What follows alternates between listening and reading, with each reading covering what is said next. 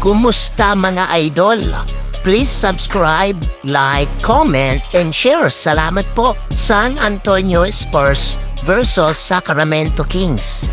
Panoorin natin ang mga highlights ni Victor Wembanyama sa game na ito. Dito sa first quarter, nakapagtala agad si Wemby ng dalawang magkasunod na 3 points. Parehas nga yan ay galing sa pasa ni Chris Paul. Hindi pinalusot dito ni Wemby si Sadoni. Ang bilis ni Wemby mag-recover. Kumagat si Wemby sa fake ni Sadoni, pero block pa rin ang isinagot ni Wemby.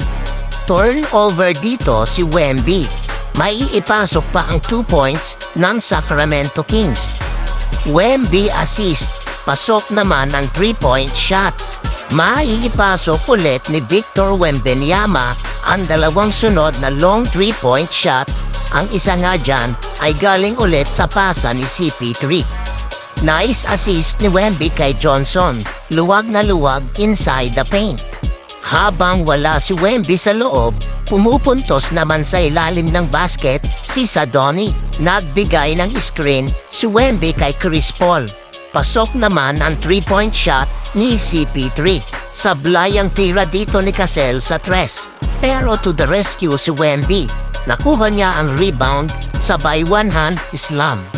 Nagbigay ulit ng screen si Wemby kay CP3. Pasok ulit ang 3-point shot ni Chris Paul.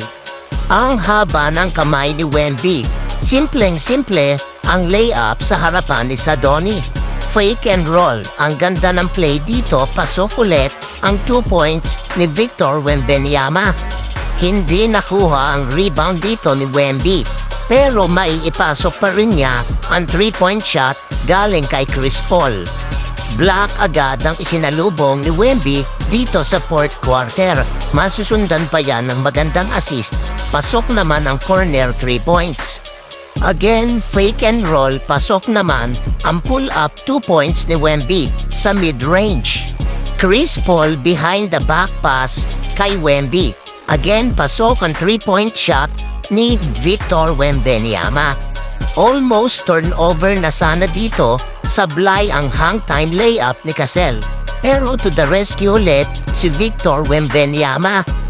Sa huli, panalo ang San Antonio sa final score na 116-96.